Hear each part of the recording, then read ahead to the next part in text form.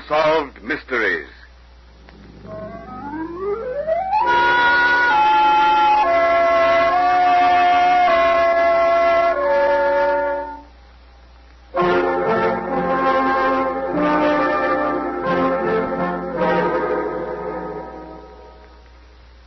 Murder most foul, as in the best it is, but this most foul, strange and unnatural. Had William Shakespeare penned these lines about the murder in the Rue Morgue, his description could not have been more fitting. The murder in the Rue Morgue was not only strange, it was incredible.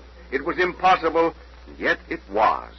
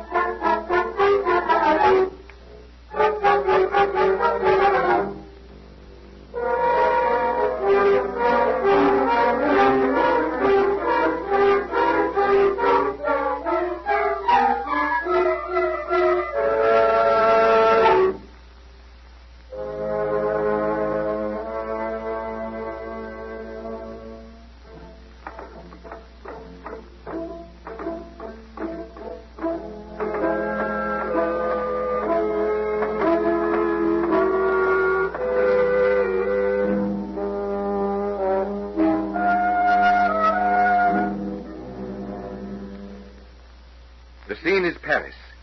Not the Paris of the bright lights, the boulevards, the cafes, and the theaters, but that Paris of dark, narrow, crooked streets. That Paris in which murder is no stranger. That Paris where the wrong glance, the carelessly spoken word is answered by the knife thrust, and the offender is found cold and stark, staring with glassy eyes at a waning moon. 2 o'clock in the morning. Mademoiselle Rose Delacour turns into La Rue Morgue. The guttering street lamp shows her lithe of figure, pretty of face, a demoiselle of the boulevards. She stops at her apartment, number 16, and rings the bell. Voilà. Who is it, Rose? You are very late, Rose. I'm very tired. Oh, my Paris is not what it was. No young gentleman to buy you dinner, eh? You have guessed it the first time. No, but I am hungry. Oh, come with me into my room. The coffee, he is hot. The bread, stale perhaps, but not too stale. Rose, qu'est-ce que c'est? Why do you not go to the country away from all this? Me to the country? I cannot live without my Paris. The laughter, the song, the theaters, the cafes, the boulevards. Oh, no, c'est impossible. No one call upon me today. Not one single person, ma chérie, not one. Come, petite. Drink the coffee and then to sleep. Tomorrow may be brighter. You have been very good to me. I will do as you say. I will go to bed, but not to sleep. No, not to sleep.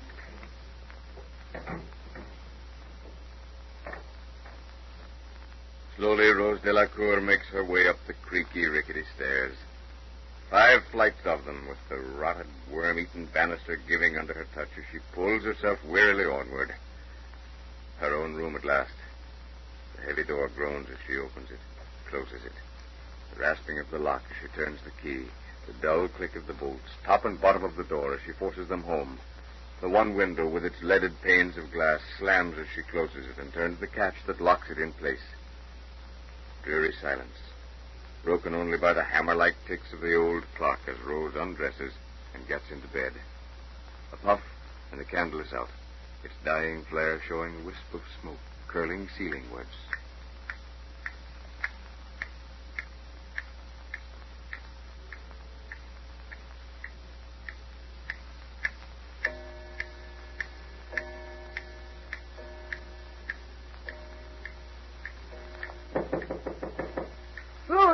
Rose, get up, ma chérie. It is 10 o'clock. I have the coffee and the rolls. Rose. Rose. What is it, Madame Dufresne? There is something wrong, I know it. Rose, she does not answer me. Or perhaps it is that she is tired and sleeps. No, it is not that, mon Dieu, but I am afraid. Call the police quickly. Call them. Police! Police! Come down! Rose, answer me. Speak to me. It is Suzanne Dufresne. Oh, what is the use? She is dead. I know it. Oh. What is the trouble, madame? Oh, mon Dieu, no, Rose, she does not answer me. Here, let me knock on the door. No answer. Better we break down the door, mon lieutenant. You cannot break down that door without an axe. Oh, Pierre! Yes, mon lieutenant. Bring an axe in case it is that we cannot break down the door. At once, mon lieutenant. At once, everybody. Now, Jacques, we will together throw our weight against the door. You ready? 1, 2, 3. As I said, without the axe, you can do nothing. Here, mon lieutenant. This is the biggest axe in the cellar. Give it here. Stand back. There is a bolt at the top and another door at the bottom. A little more down, Jacques. Attendez. I can reach the bolt.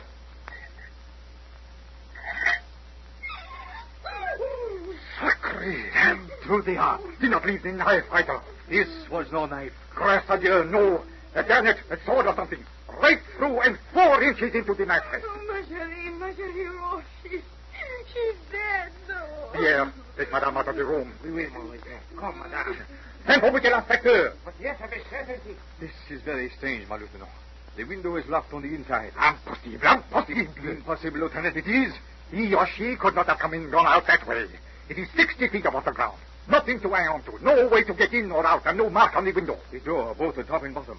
Whoever did it could have turned the key in the lock, but the bolts, no. One could not shoot the bolts after leaving the room. The chimney? Not that way either, mon lieutenant. It is, if anything, smaller than usual. You see, a tile chimney, not even large enough for a cat. Nothing bigger than a bird could get through that chimney. But somebody somehow got in here, kill Rose, and get out again. Madame! Yes, mon lieutenant. Who came in here last night with Rose? No one, not one single person. You are certain? But yes, Rose came home at 2 o'clock. She rang the bell. I myself opened the door. She drank some coffee in my room, and then she came upstairs. I watched her go. No one could get into the house without passing your room? No, impossible. Pierre looks over the house before 10 o'clock. Then at 10 the door is bolted, and no one can get inside after that without me, Madame Dufresne, seeing them. Then whoever committed the murder must have got in before that and hidden in the house. Oh, but he could not get out again. I have the key to the front door. And anyway, that will not explain how he got into Rose's room. And it does not explain how he gets out again, holding the bolts on the inside. Sacre bleu, but never before did I see anything like this. No cue, nothing. A bolted door, a locked window, 60 feet above the ground. Impossible to happen, but it does happen. Come, Jacques, we will go to the Sûreté and Monsieur Lecour work on this case. But neither Monsieur Lecour nor any of the other brilliant minds of the French police could find any clue upon which to start an investigation. The apartment was searched, almost torn apart in an effort to find a trap door or secret passage. Nothing, nor the suggestion of anything. Always a bolted door, a locked window. 2 weeks later, Monsieur Lecour is seated in his office at the Sûreté talking to the lieutenant. Bonjour, Monsieur Lecour.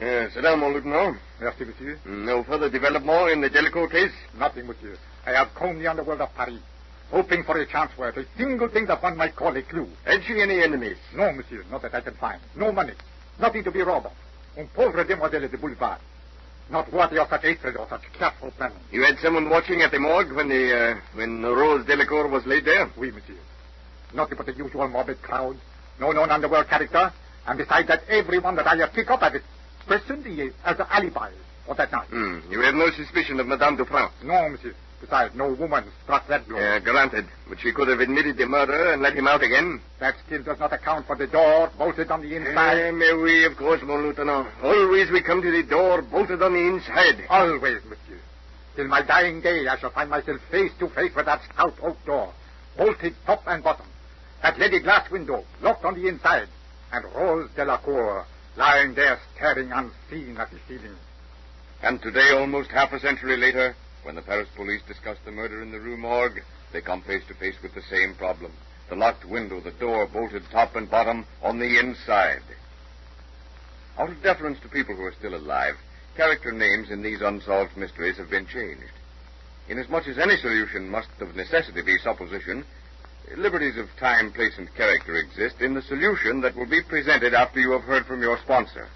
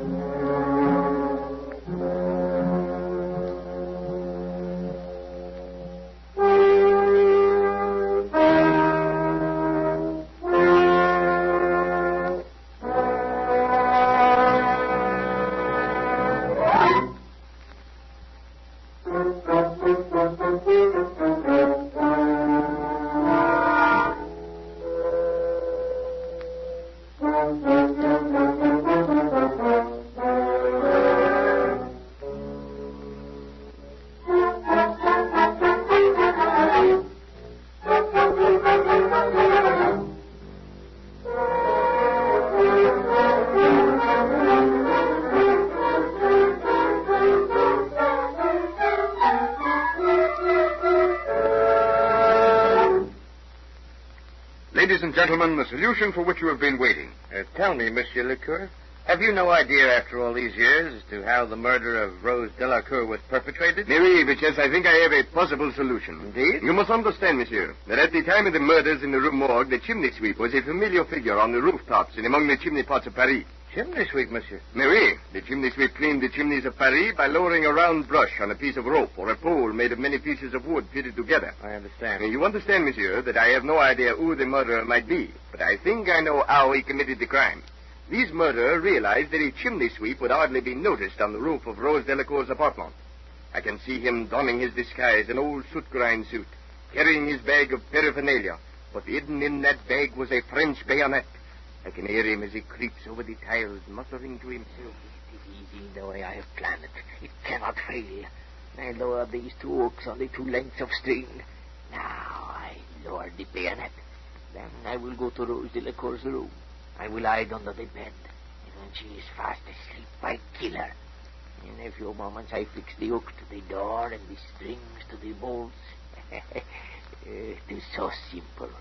When I return to the roof, I pull the two strings, and voila, the bolts, they are closed.